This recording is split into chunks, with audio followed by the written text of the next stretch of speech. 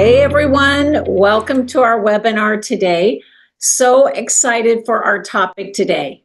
We're going to talk about a little bit of everything from what's going on currently in the market, how mortgage rates are impacting or will impact your business, and then also we're going to talk about how to have the conversations in a really high level with your buyers, with your sellers, to get them off the fence, to get them to stop waiting and take advantage of some of the opportunities of the market. I have a very special guest with us today that I will introduce you to momentarily. But do me a favor, if you will, just type a quick hello in the chat box so we know, where you're from, and also maybe what you were hoping to learn from the webinar today, because what we were just discussing is we just have a few slides because we want to encourage all of you to feel free to type your questions in the chat box as we go. We're going to make this very engaging so you can ask any questions and we will do our best to answer them. So thank you and good to see all of you. I see lots of friends. So Stu, if you'll go ahead, Chris, and flip the slide there for me. So I am Debbie DeGroat, of course, CEO and co-founder of Forward Coaching. Obviously, from seeing all the names, I know most of you very well. You join us often on these webinars. And the only thing I'll say before I move over to introduce my guest is, as an agent of 16 years in the trenches selling, starting at a very young age, my mortgage partner was on speed dial on my phone. I mean, I made sure that every Monday I had a quick conversation to say, what's going on in the market? What's happening with rates? Make me sound smart. So when I'm out there this week talking to my buyers and talking to my sellers, I'm well informed. And also, I really felt that my mortgage partner was kind of my deal maker. Like, I would take a motivated buyer, sit them down and say, the magic's in the math. Let's figure this out. How do we make this a great opportunity? How do we show this buyer why is this potentially the right time for them? So I'm pretty passionate about this topic. Chris, I'll let you go ahead and flip the next slide. And Chris Stewart is a good friend I have known for a number of years now. He was the president and CEO of Berkshire Hathaway Home Services of America. I met him there as I did many, many events and conventions for Berkshire Hathaway. And he went from Berkshire Hathaway to the president of Place, which is a home for some of the top real estate teams in the country, helps them double their business by increasing their systems, their technology, and building out an amazing tech platform. So he has a very impressive track record of rapidly scaling real estate franchises, driving brand awareness with consumers, and deep into the mix of the mortgage market. So we call him Stu. So if you hear me call him Chris and then you hear me call him Stu, you'll know why.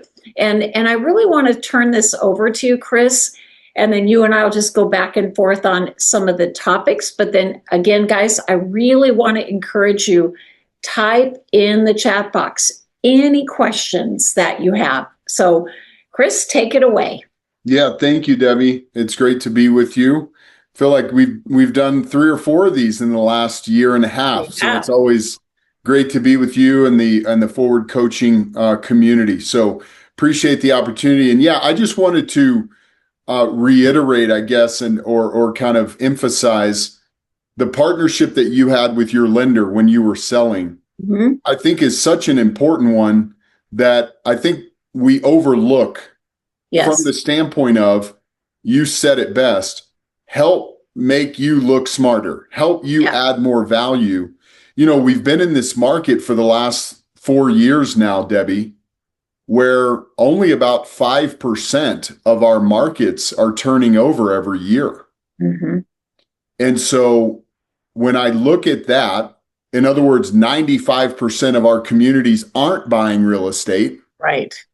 Then I look at that and go, well, how many of those people are just one piece of information away from making a great real estate decision? And a lot of times that one piece of information is just understanding whether it's a first-time buyer that doesn't know that they could get into a home with no money down because of down payment assistance or bond programs, or maybe someone that would like to own more real estate or would like to buy that first investment property, but they don't know what financing programs are out there and how the math works. So I feel like that is such an important relationship connection that needs to be made, which is to say, if I'm an agent and especially if I'm in a market, I just talked to someone in Los Angeles, only 1.2% of the housing stock turned over in LA this year. I know. Is that crazy? I was with a great agent in Beverly Hills, and we were talking about that. You know, Chris, really quick to your point, what you just made me think of is often I will hear agents say, well, I don't really want to recommend a lender. I want to let my buyer shop and find their own.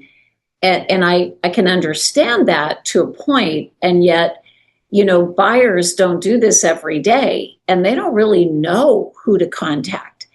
And I feel it is a high level of service when you find that incredible lender, that incredible company who has your back, who has your buyer's back, and also who is really trained to be a counselor, to be an advisor.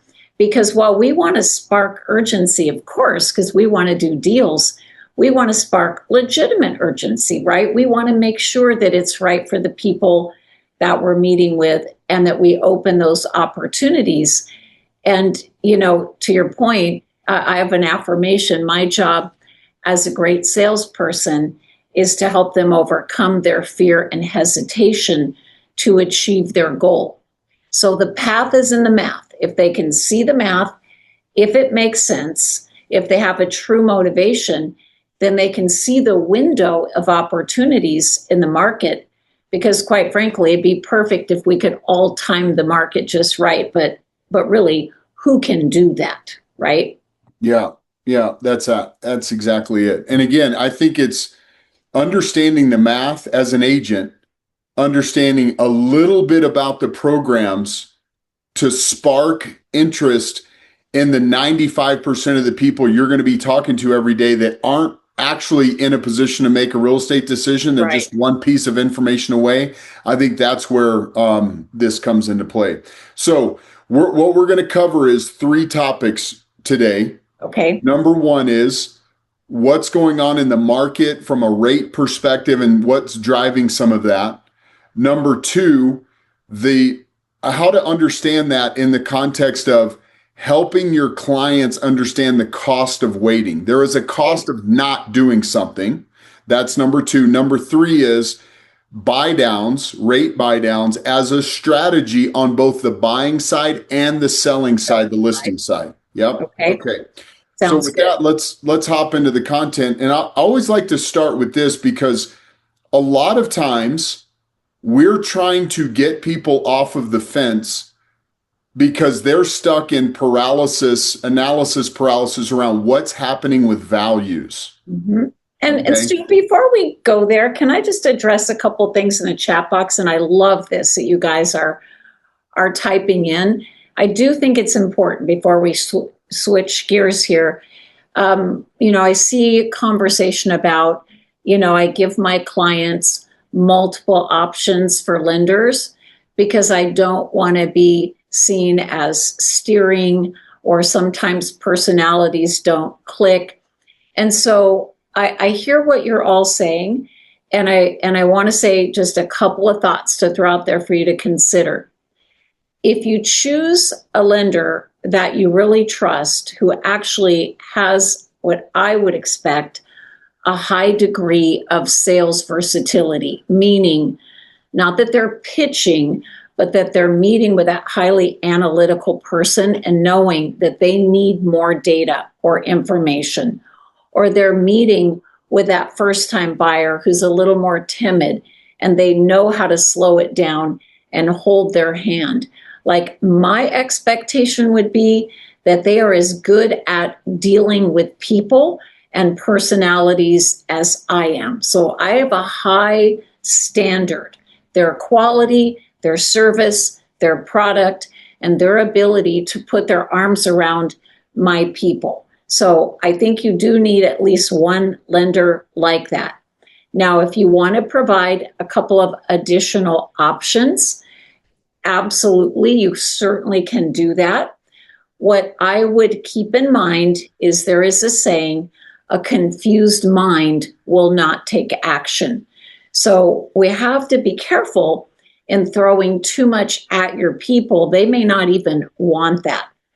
And I want to grab that word steering, because that's a word that I don't love, because I feel it's pretty negative, and I look at it as recommending a high quality preferred vendor, in no way squashing, though, their right, their choice to go to their credit union or to go to someone that they prefer.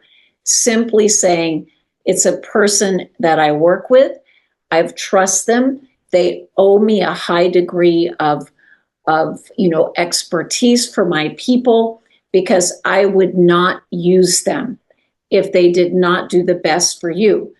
All I do is arrange that meeting. Then it's up to them, right? At that point, they have a great meeting, they choose to work with that lender, awesome. They don't have a great meeting, they're not happy, certainly we're going to assist them with other options. So it's really just making sure you have someone you really believe will take good care of them, and then just broker the meeting. Then it's up to them, right? At that point, it's up to them. Yeah, well said. Well said. So again, I want to start, before I show the slide again, I want to start always with, how do I respond to a client, either a buyer or seller, that's waiting on the sidelines to time the market because of what's happening with values? I think there's a lot of misunderstanding on the part of our clients and prospects on what actually happens with real estate values. And I think I'm going to show the slide, but I think a slide like this, Debbie, that all of the agents have some comfortability around explaining to their prospects is very powerful, because here's the important thing to convey to your customers. There's a relationship between the number of listings, homes for sale, where are we now against where have we been, and also that home values don't just go up in a straight line. It doesn't just start the year at 400,000, let's say, and end the year at 420,000 if the appreciation was 5%. It doesn't happen like that. It actually goes up, and then it comes down, and then by the end of the year, it's up 5%, but it might have been up as much as 10 or 12% during the year. And that's what this slide here shows us. Now, this is the national picture. Okay. Which, by the way, we will send all of you this recording. So if you love some of this deck and you want to grab these details, you'll get a copy of this by tomorrow. Yeah, and so what's the takeaway here? You can see the solid maroon line, that is the median home price across all of the homes in the entire country, the entire US, okay? Those green dashed lines, that's the inventory. So obviously, as inventory grows, which it has been growing, which is great news for all of us. We have more inventory to sell. However, very important point, we're still not back to where we were in 2019. And Debbie, I think that's an important line in the sand. If I'm an agent in my market, I want to understand, where is my inventory today compared to where it was last year at this same time and where it was in 2019. I need to have those three data points: current, last year and where it was in 2019 so that I can convey to either a buyer or a seller what's happening with value. Those are three important ingredients. Then what's happening with the median price in my market, or more specifically in the subdivisions or zip codes that your customers are looking to buy in or sell in.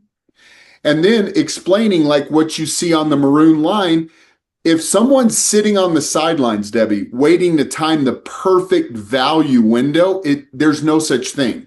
Right. It's just simply a reflection of, is inventory growing or shrinking? And here's the other thing, and we're going to talk about this next. As mortgage rates come down, which they have been coming down and will likely continue to go down, what do we think will happen to home values? Okay.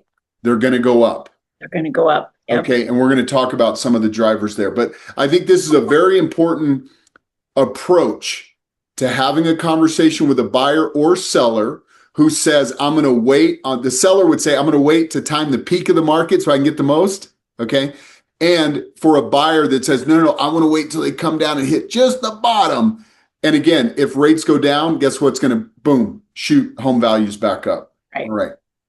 So where are rates likely to go? Okay. And the impact. So we've talked about timing the market on the value side. What's the home worth?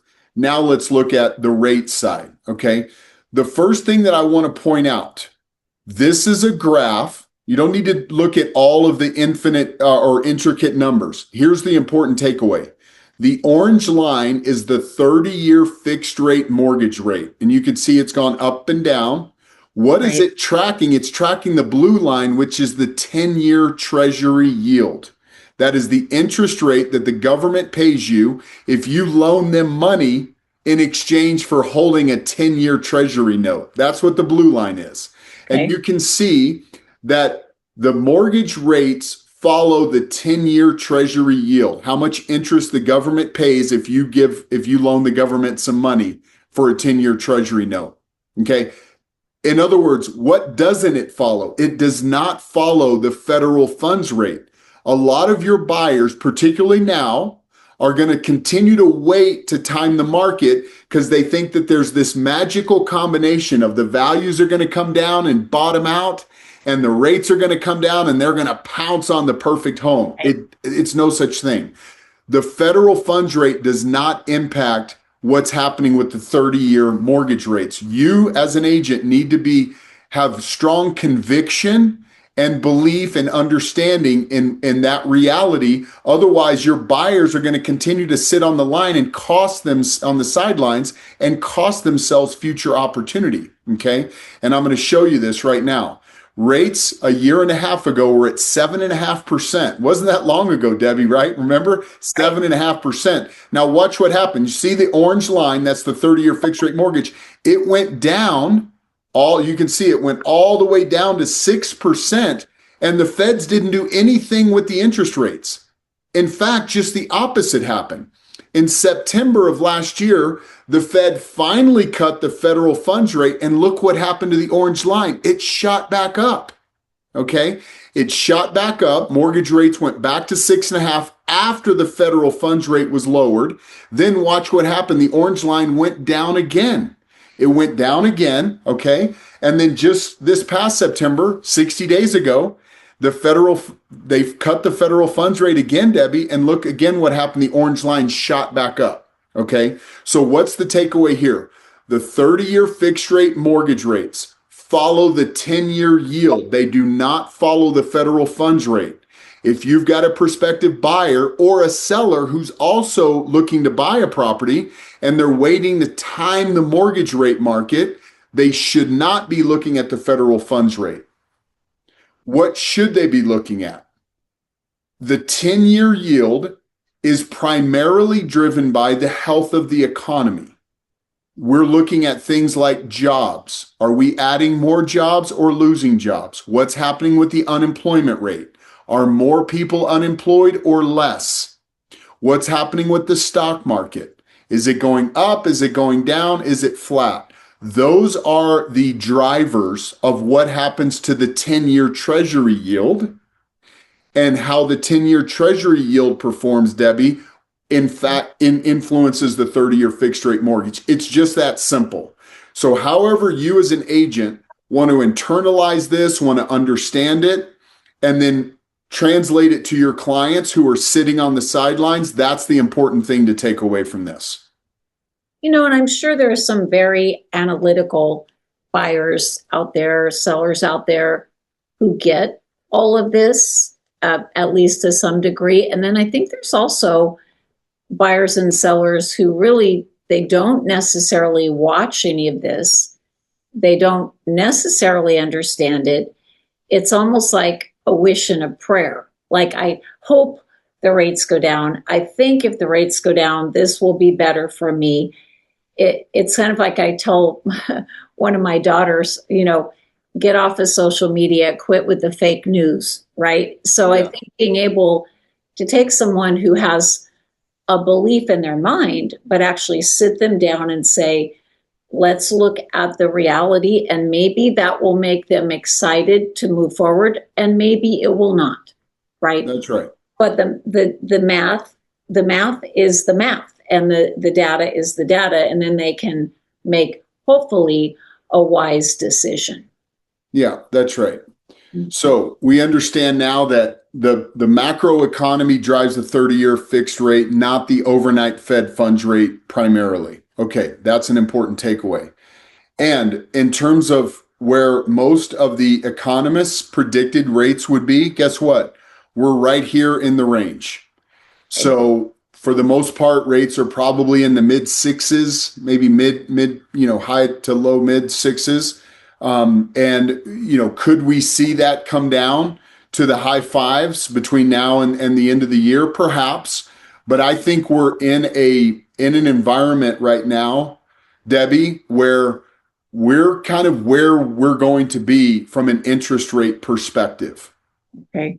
So and here's another data point that just came out yesterday nationally. We've increased the number of pending transactions by 15% over where we were last year. So while inventory has been growing all year, the fact that more are in contract now than we had the same time last year, we're probably going to go into 2026 with fewer available listings than we had the 12 months prior. Okay. So just like anything else, if there's less supply than there is demand, which demand continues to grow, even though we're in the tail end of the year, demand continues to grow. If you look at the number of people applying for new mortgages, you look at the number of people that are in pending contracts this time compared to last year, both of those things are up. Most probably that will continue to put upward pressure on values. So for a well-qualified, highly motivated buyer, the idea of sitting on the sidelines for home values to come down or rates to come down, that's just probably missed opportunity cost. So then when you say we're likely to remain high fives to low six range, continuing into 2026, is that 100%. our range for 2026, you think? 100%. Okay.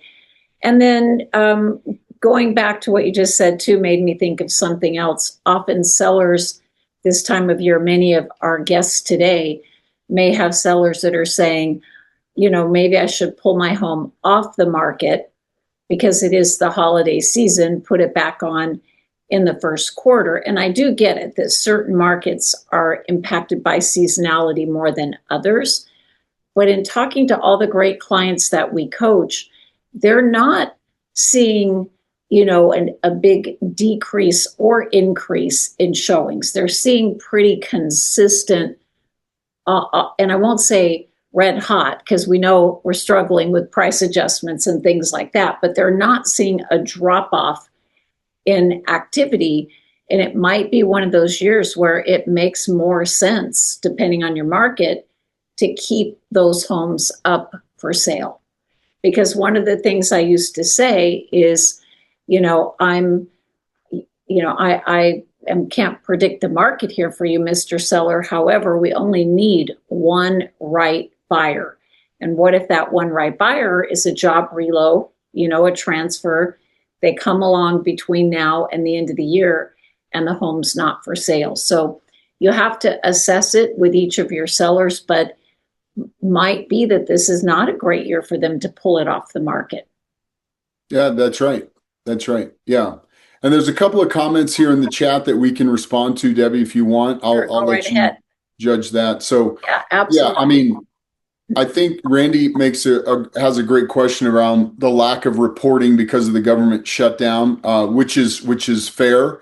I think that will definitely impact what the Fed does next month in terms of lowering the Fed funds rate or not. But remember, the Fed funds rate doesn't impact the 30-year mortgage rate as much as the 10-year yield. And the 10-year yield is primarily driven by what's happening in the bond market. The bond market moves every single day with or without data because it's a public market, no different than the stock market. Okay. So that's why we're pretty confident around what's probably going to happen with rates, with or without the data. Now, not to say the Fed funds rate, that's separate than the mortgage rates, right?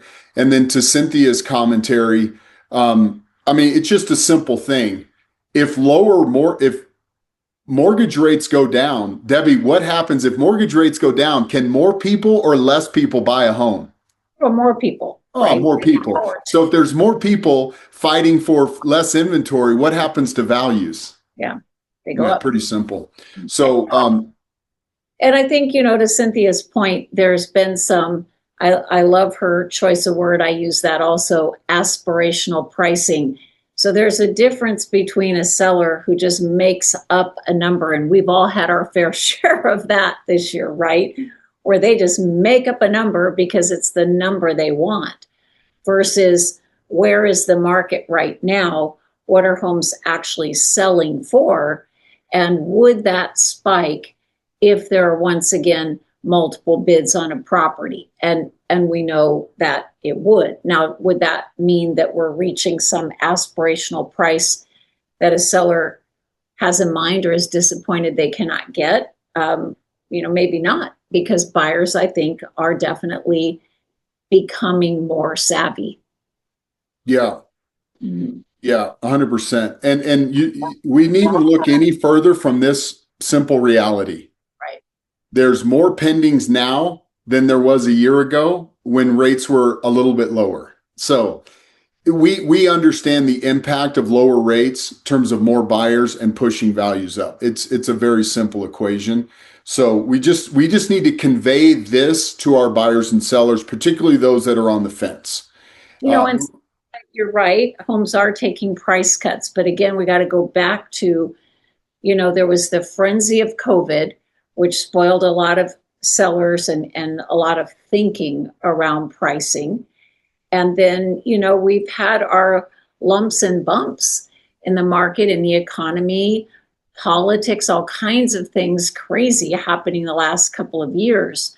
But that does not mean that we won't see something different in the year ahead. And I think that's where, when we meet with our Goldman Sachs team, Chris, we say, are you sure this will happen? And they're like, well, if we were that sure, we'd all be so rich, we wouldn't be here in this meeting, right? Exactly. So I think the way might just be, just pay attention, right? Yeah.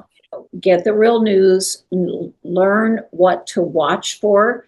And I always, again, leaned on my lender partner, because since that's their world that they would live in every day, they could give me better real-time talking points, right? Yeah.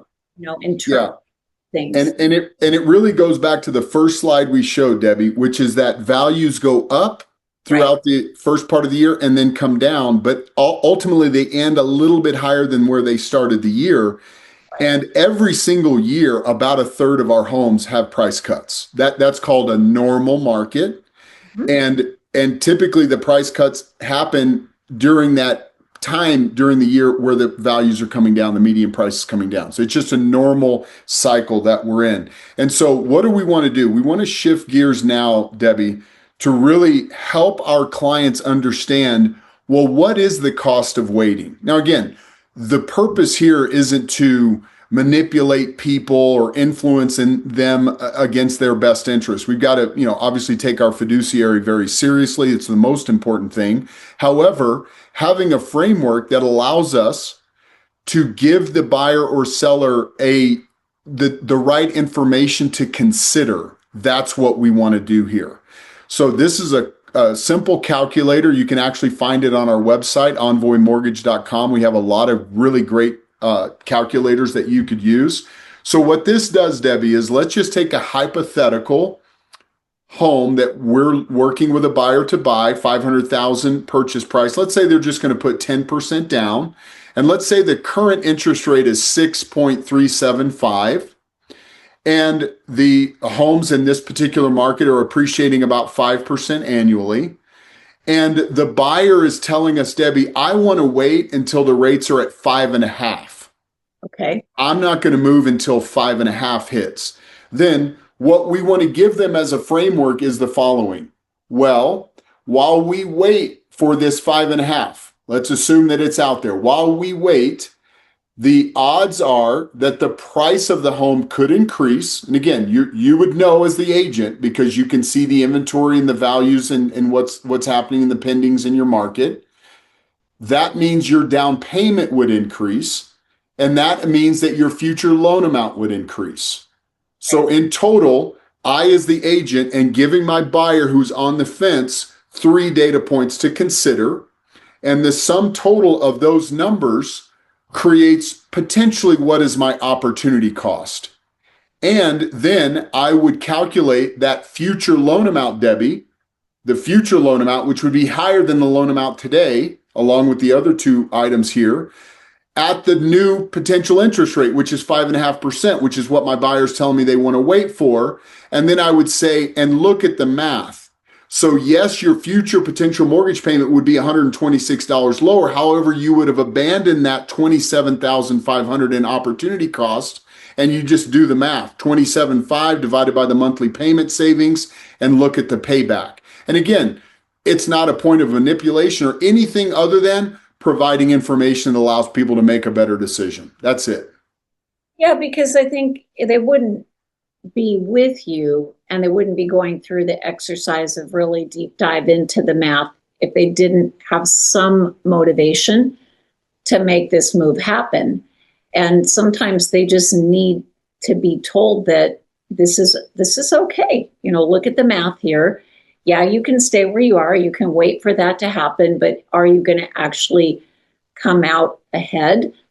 No, not initially. If you stay in the home long enough, and especially if they are renting or they're living somewhere they no longer want to be, right? And then it's like, how long are they prepared to stay in that current situation? Yeah, and I think that's the piece here. If someone's highly motivated to do something, then we're just trying to give them all the angles to consider. That's it. And so in this particular scenario, someone might not consider, oh, okay, great. So I'm going to wait for this hypothetical future interest rate. Maybe it shows up, maybe it doesn't. But if along the way, the home that I want to purchase is going to increase in value and all these other things happen, then my future potential saving $126 a month because the rates went down actually costs me more than I would have otherwise just by jumping in and buying the home right now. So that's what it means. And Stu, there's a classic close called reduce it to the ridiculous. And it's classic for a reason, because, if I said to a buyer, while we look at, you would say, so let's pretend even the red line doesn't exist. Let's pretend they weren't going to lose any opportunity. Just the fact that if they're trying to save $126 a month, is that worth it to stay in their current life situation? If you take a family of 4 out to a very basic dinner these days, you kind of blow right through $126. So, potentially you eat your tacos at home and you buy the house you want, right? Because yes, they would lose that money, but also just the fact that $126 a month for most consumers is not really enough to make them stay stuck in a situation they're unhappy with. That's it. That's it right there. I think the cost of waiting is a very powerful tool. This, to me, Debbie, is another excellent example of when you went to your lender and said, make me smart. Right. If I'm an agent on the call, this is a perfect one. To my lending partner, every single week, make me smart. Make me smart with a first-time buyer. Make me smart with a jumbo buyer who's putting a lot of money down. Make me smart to have these conversations. These are powerful tools. And again, many of the clients who aren't transacting this year, let's call it 95% of the people you talk to, are not going to buy. Okay, only 5% are going to sell in most markets.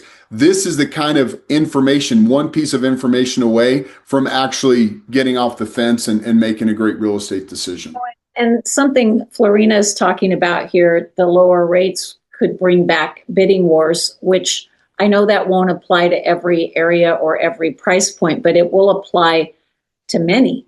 And if you think about the bidding wars, then the buyers were paying, sometimes 5, 10, 15, sometimes even 20% more than the asking price of the home, which would certainly gobble up quickly any rate savings. And we really didn't, even fully address that potential. And I guess I would say something too that, no one has a crystal ball. We all understand that, right? And that's why the data points presented without strong personal opinion. The data is the data, letting the buyer then extract from that data how they feel about it, right? And I always think of it as just the facts. Just like I can't say to someone, Chris, this is the perfect house for you, or this is not a house you should buy. That's my opinion. They have to make the decision based on the factual information, and then it's up to them. But I will say one last thing here. Guys, some of you here may potentially be new to the business, may not yet have the budget to even own a home.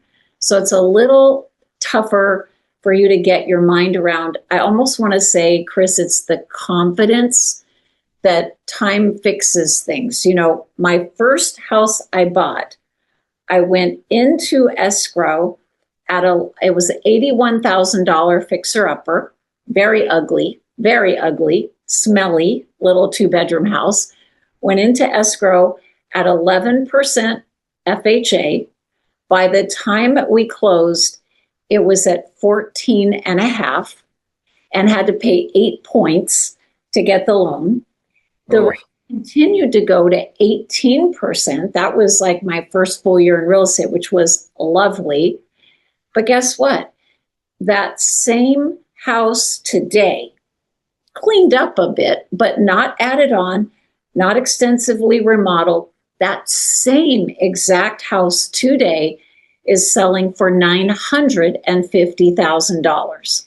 So does time fix things? Yes. If you have buyers speculating on flipping something in a year or two, whole different ballgame, right? That's right.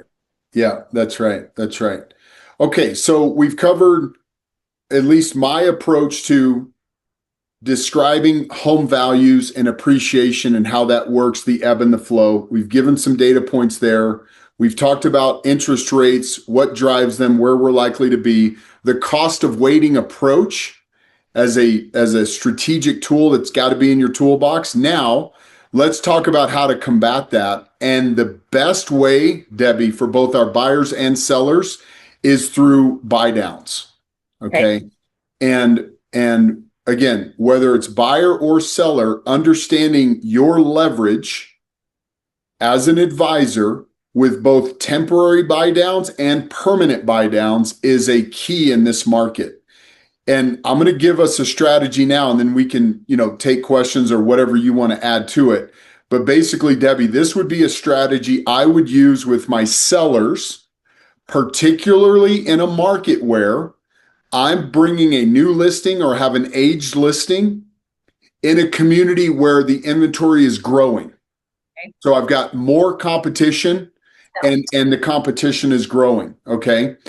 This is a tool that we have here in our organization. And maybe at some point, Debbie, if you haven't already, we could do a presentation around this for all of your great forward community. But this is a tool that we have called Area Pro. And basically all I'm showing is just one little sliver snapshot of this tool.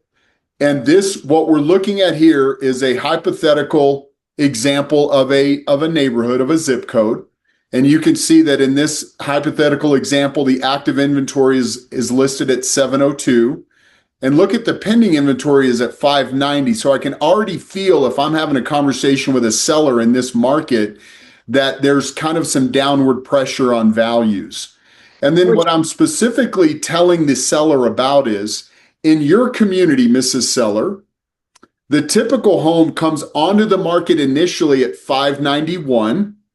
It's sitting there, and I'm educating on inventory. I'm showing them what the inventory looked like last year in 2019 as some examples. And I'm showing that along the way, most sellers are making a reduction to 575 in this case. And then ultimately the final sale price is coming in at 569. So I'm educating my seller, whether it's a new prospective seller or an aged listing that I already have, and I'm educating my current customer that from the initial asking price to the final sales price, we're losing 3.4% of the asking price of the value. And that's where you see the 96.6. Okay. So I'm educating my sellers on that 3 to 5% erosion in the value of the property.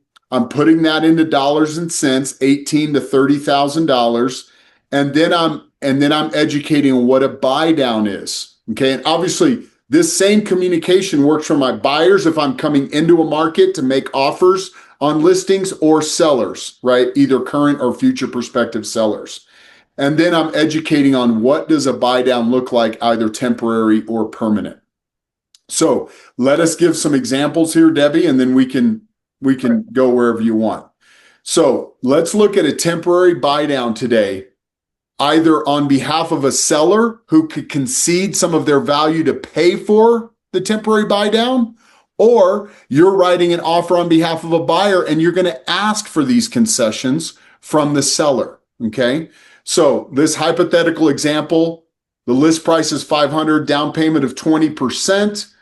I used basically today or this week's rough estimate of just, where the 30-year fixed rate is. So the payment is 2561.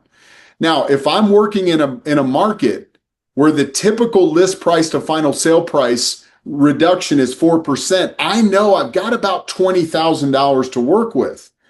So I can get that customer a 2-1 buy down, which means that for the first year, we're going to give the buyer a 4.625% rate. And then the second year, they get a 5.625% rate.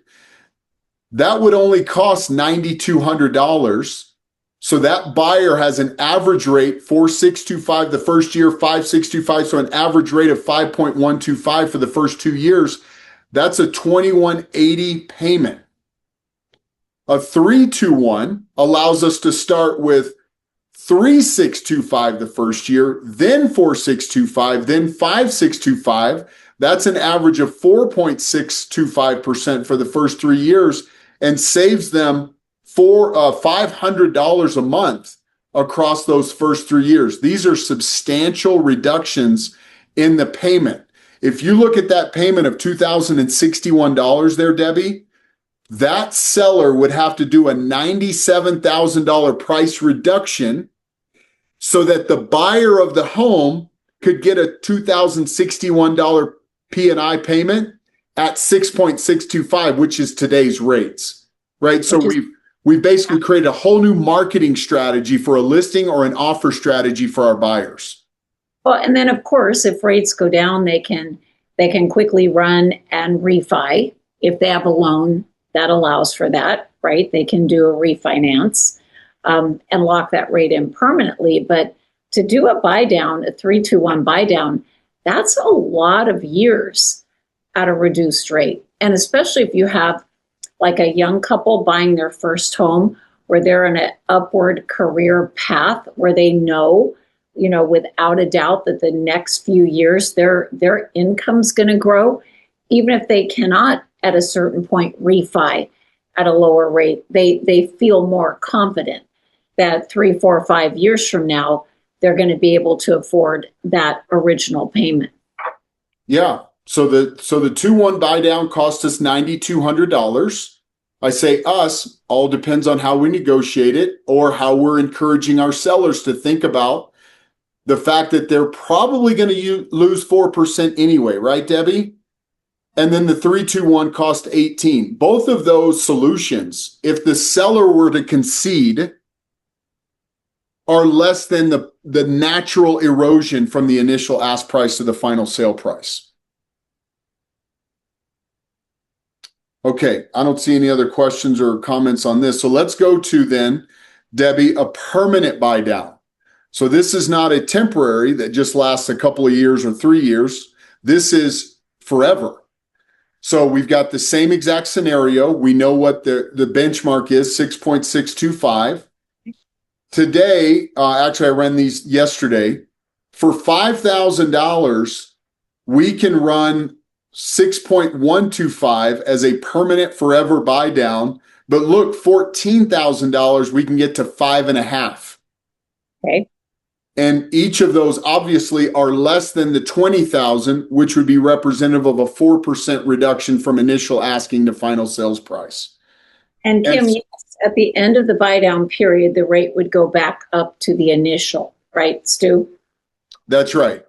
That's right, exactly, Kim. It would go back to the initial. Yep, it's just like a staircase. Mm-hmm. So the 3-2-1, if today's rate's 625, we go back 3 points below that. So 3-625, then 4-625, then 5-625, and then the fourth year at 6-625. But again, to Debbie's point, you could if rates come down, you could refinance at any point along those 3 years, in fact. And guess what? All of the temporary buy down money that the seller conceded, in an example where the seller's conceding that money, goes back to the buyer, Debbie. Right, they get the buy down money plus the benefit of refinancing to a lower rate. As it's really prepaid interest. So if that interest is not utilized, if that's not completely absorbed, then they get to have it back. That's right. Powerful, very powerful. Loans, it really doesn't matter, does it, Stu? I'm sorry, I missed the first piece. Carol's asking, does this work on lower down payment loans? Yes. Yeah. I mean, if you're talking about, Carol, certain down payment assistance bond loans, there's state by state or county by county, there's some rules that we have to follow. But otherwise, the buy down strategy works on pretty much all the loans that are out there. I mean, unless someone's putting no money down and getting a bond loan from their local municipality, and there's rules around it. But that's why, again, a great relationship with your lender is the key here. You gotta have these things in your toolbox as a great agent. You gotta know. So I just wanted to put that in perspective, Debbie. Okay. Perfect. At 5.5%, you're saving $290 per month. That's $17,000 over 5 years. Okay. And to get to $2,271, to get to the same payment at today's rate, 6,625, you'd have to have a $56,000 price reduction. So whether it's orienting your buyers, understanding the cost of waiting and how to get into the home that they want now, or educating your sellers, particularly in a market where the inventory is growing, you've got more competition, or an existing listing that's stale and sitting on the market too long, these are great strategies to increase your marketing. Absolutely. Okay. So I just wanted to give some rough framework for all of the folks on the call to consider. Like, these are things that I would have in my toolbox when I'm talking about these things. If we assume that this hypothetical buyer that's already pre-approved to buy at 6.5%, let's say on a $500,000 purchase price, the $400,000 loan amount costs them $25,28. So if we keep the payment the same, $25,28, as rates come down 6%, 5.25%, 4.75, either through a temporary or permanent buy down, if you kept the payment the same, Debbie, you're increasing their purchasing power. Okay. So you're increasing them. If you just look at static, oh, great news. They're approved for a $500,000 purchase price with 20% down at 6.5. Well, guess what? If we're effectively looking for properties where we can negotiate with the seller to get the rate bought down permanently, then you're expanding their purchasing power. Does that make sense, Debbie? For sure. And obviously this would be not with people with shrinking incomes, right? This would be with those people, you get the lower rate to help them out. With younger or upwardly mobile income earners, you look at this and you say, wow, they want to be in that home in the neighborhood that they can stay in for 10 or 15 years versus buying like I did, the ugly duckling that I only stayed in for 2 years. That's right. Yeah. And specifically what this is if this buyer is very comfortable at 25-28, here's the takeaway, Debbie. If they're comfortable with that payment, and I'm confident that we're going to ride on a home that I can negotiate the seller to concede the money to buy the rate down to 5.25 or 4.75. Of course, you got to work with your lender to understand the expense of that. Then I can help them increase their purchasing price, their purchasing power from 500,000 to 600,000. That's the takeaway. So for every half point rate decrease, they're increasing their buying power by 25 to 30,000. And I think the most important thing is help your customers solve for the payment. Yeah. Focus on the payment that they're comfortable with. And then it's a strategy around how we leverage financing and creative solutions to write our offer and get them the absolute best home that you can help them find. Okay. And if I'm an agent, I would make sure that I am leveraging my listings. If I'm using this strategy, I'm going to turn my listings into basically what the new home builders do, Debbie, right? They lead with rate and payment. So if you're working with your sellers to understand the power of buy downs, then market that in your MLS remarks and at your open houses, on your signs with sign writers, with yard signs. Make sure that you're, being loud about your ability to help future owners of the homes that you've got listed that you're using this strategy on. Yeah, got it. And then, I kind of like this script, Debbie, just to close here.